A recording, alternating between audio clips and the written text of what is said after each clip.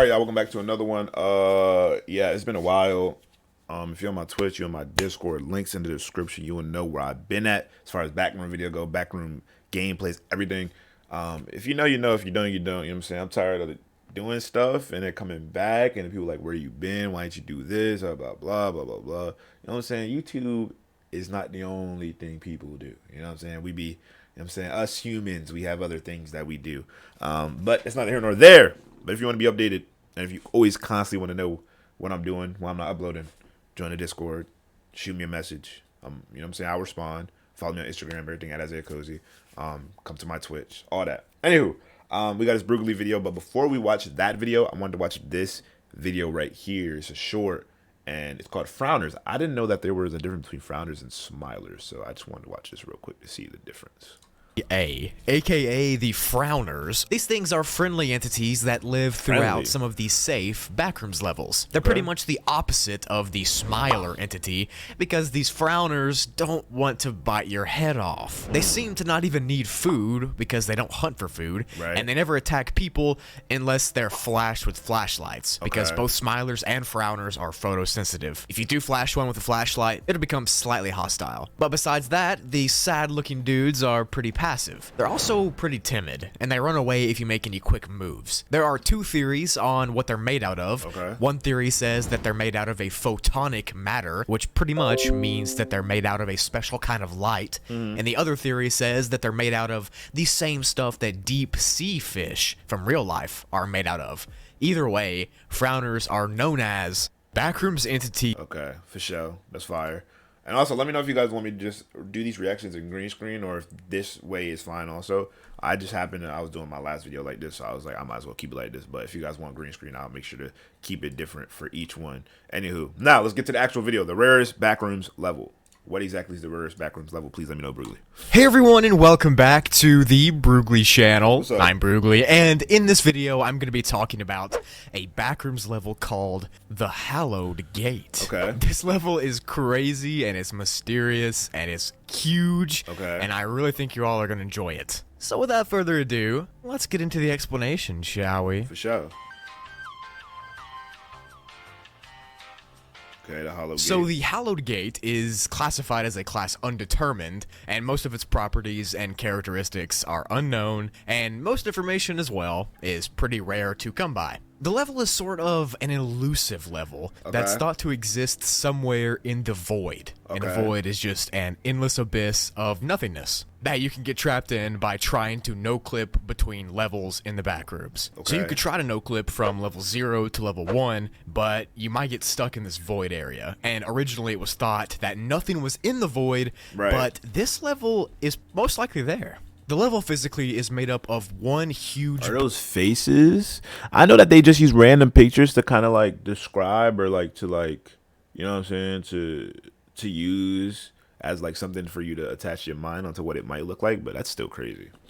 Whatever that is. Behemoth gate that looks like it's made out of pure gold and marble, and these materials can't be broken. It look like something that's out of the dwarves kingdom and like the Hobbit. Or cracked or anything like that, and they seemingly take no damage from anybody that tries to break through, and the gate is always in a closed position, but it can be opened by a couple of ways. The whole level is not just this one gate. There's many other gates and hallways and rooms and corridors and that kind of stuff, but it does start with this one huge gate. One way that you can open this huge gate is you can find an ornamental key artifact that's laying around somewhere and use it to enter, and another way is that the gate will just open itself to you. I mean, you gotta be chosen. That'd be easy. Although sometimes the gate will eject wanderers if they don't have the proper key. So you might want to try to get a key, but who knows? It has a mind of its own. And the fact that it might have a mind of its own leaves some people to believe that it's some kind of artificial intelligence, or there's some kind of higher power controlling this gate and the other gates. Since this level does take place inside of the void, most of the floors and walls are just blank nothingness, but you can still somehow walk on the floor as if you were walking on the real thing. That's crazy. However, in some areas there are floors. Nah, you see that face right there? That is creepy. I see my speaking of which, I see my first ever bat like last week. It was so wicked, bro. Like I had never seen one before. It was just flying in the forest, bro. And I'm like, why am I seeing a bat? You know what I mean? Gate, you're just walking on the air, man. So past the gate and inside of the level, there are these huge open hallways and rooms that have this Baroque style of architecture to them. And almost everything inside, just like the gate, is made out of gold and marble. And the level's halls and rooms are very cold, and they stay around -7 degrees Fahrenheit, or -22 degrees Celsius, and the marble makes it feel even colder. These level rooms are split into specific zones or sublayers, which I'll talk about in a minute, but each of the different rooms are separated by large gold and marble doors. However, they're not as big as the original door. And each time one of these doors opens and closes back, it changes how it looks, which can make walking through this entire level really difficult because you can't really tell where you've been and where you haven't been. Now, as I said earlier, this level is really rare to get to, and only a very few amount of people have ever set foot here and have lived to tell the story. Wow. Most people are thought to get lost in the labyrinth of doors and halls. Talk to me, Burley. And some people are even consumed by an effect called the blackout cycle. Now, the blackout cycle is almost like a natural disaster in a way that happens on this level. And when it happens, the entire level goes dark, and you can hear loud thunder. Was that the video? Bro, don't play like that. Don't play. Don't play. Don't play. Don't play. I don't even got this John max value. Level. And when it happens, the entire level. level. And like I remember the one Backrooms game I was playing has that exact feature where it blacks out. It's so creepy. Goes dark, and you can hear loud thumping noises echoing through the hallways, and even sometimes electrical buzzes. On top of the loud noises and the ground shaking, there are these creepy ghost-like figures that speedily move closer to you. It's thought this blackout cycle is some kind of security system for the level, and it tries to scare people off. I mean, it would work for me if there was a ghost running at me in a hallway. I'm gonna be real. I'd be out of there, these bro. Ghosts can really mess up people's heads, and oftentimes people suffer amnesia attacks or PTSD from interacting with them.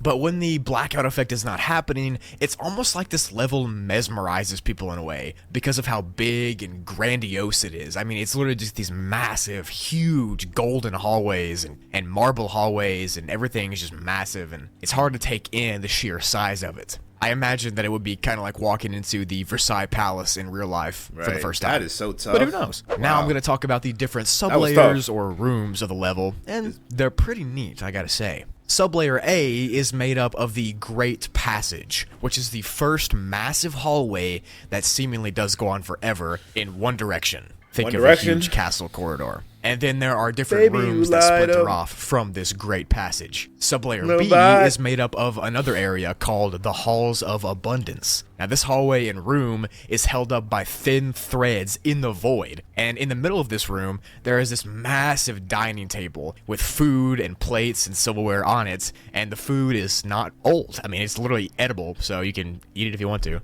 Sublayer C is called the Curator's Halls, and this is a hallway full of statues of damn, you got a fat Backrooms entities. The statues I'm not gonna lie, bro. They used to make statues crazy, bro. Like, they would have the big ass dude, and then they'll have, you know what I'm saying? They'll have the gap behind them, you know what I'm saying? Like, that's a, bro got the fatty. Life size, and there are creatures that we know and love, like witches and stuff that are in statue form. But there are also creatures that we don't know and have never been seen before as well. Each statue has a golden plaque on the bottom, and there are words written in an unknown language on it. Sublayer D is a huge courtyard with ornamental plants in the middle. Sublayer E is a grassy area with weird plants everywhere as well. Sublayer F is a massive armory where there are all kinds of combat-related stuff, night stuff, and anything you can think of that is related to war. And then sublevels G, H, I, and J are all specific rooms that tie into these hallways I just talked about.